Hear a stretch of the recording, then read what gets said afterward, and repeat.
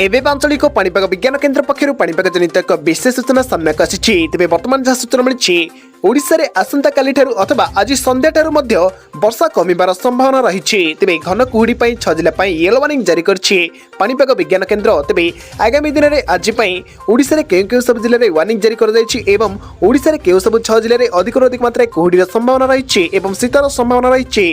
ताने भिडियो संपूर्ण अपडेट पाई परिबे। ता पूर्व वीडियो को लाइक करंतु, चैनल को सब्सक्राइब करी पाखर थिबा बेल आइकन को दबाई ऑल नोटिफिकेशन उपरे ऑन कर रखंतु, जहाँ फल लेटेस्ट पाणीपागर सटीक सूचना सर्वप्रथम आम चैनल रे आपण पाई परिबे।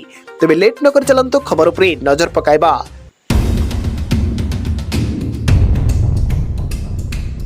तेबे वर्तमान जहाँ सूचना मिली बंगोपसागर सक्रिय थिबा अवपात प्रभाव में ओडिशा रे विभिन्न जिले में वर्षा लगी रही। विशेषकर उपकूलवर्ती जिले में अधिक वर्षा देखा मिली।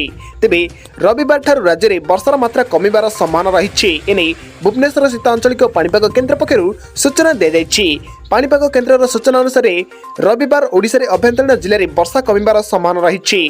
तेबे आगामी 24 घंटा जाए गंजाम, गजपति, पुरी, खोर्धा, नयगढ़, कटक, जगतसिंहपुर, केन्द्रापड़ा, जाजपुर, भद्रक और बालेश्वर जिले में वर्षा जारी रहिबो बोली पूर्वानुमान कर जाइछि। सेहीपरि वर्षा कमिबा परे राज्य में विभिन्न अंचल में घन कुहुड़ी हेबा संभावना रही। एने कोरापुट, रायगड़ा, कंधमाल, कलाहांडी, झारसुगुड़ा, केन्दुझर जिला को येलो वार्निंग जारी कर दैछि।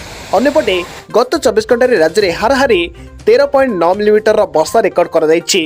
नयगढ़ जिले में रणपुर में 108.4 मिलीमीटर, खोर्धा जिलार बेगुनिया 84 मिलीमीटर वर्षा एवं पिपिली, जटणी और खोर्धा 75 मिलीमीटर वर्षा रेकर्ड कर दैछि। एबे राज्य में 2 दिन जाए तापमात्रा विशेष परिवर्तन हेब नहीं संभावना जारी रही।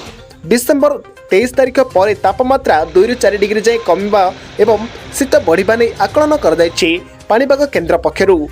अन्यपटे सक्रिय अवपातटी एवं पश्चिम केन्द्रीय बंगोपसागर आंध्र प्रदेश उपकूल में 430 मिलीमीटर दूरतार केन्द्रीभूत होइछि। यह उत्तर पश्चिम दिगरे गति करुछि। यहाको दृष्टि रखी डिसेम्बर 22 तारिख जाए ओडिशा रे उपकूल मत्स्यजीवी मानक समुद्र भितर को जीवा पई बारण कर दैछि। यह सह चाषी मानक अमल करबाको धान को सुरक्षित स्थान में नहीं रखा परामर्श दी जाइए। तेबे यह आज मुख्य खबर आपने क्यों जिले आम वीडियो को देखते आपण अंचल में वर्षार परिमाण केवल रही वीडियो कमेंट बॉक्स में निश्चय कमेंट कर जनातु।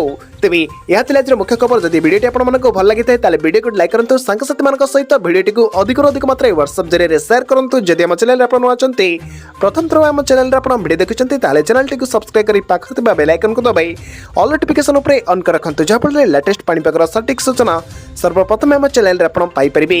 ब्यूरो रिपोर्ट, स्वागत ओडिशा।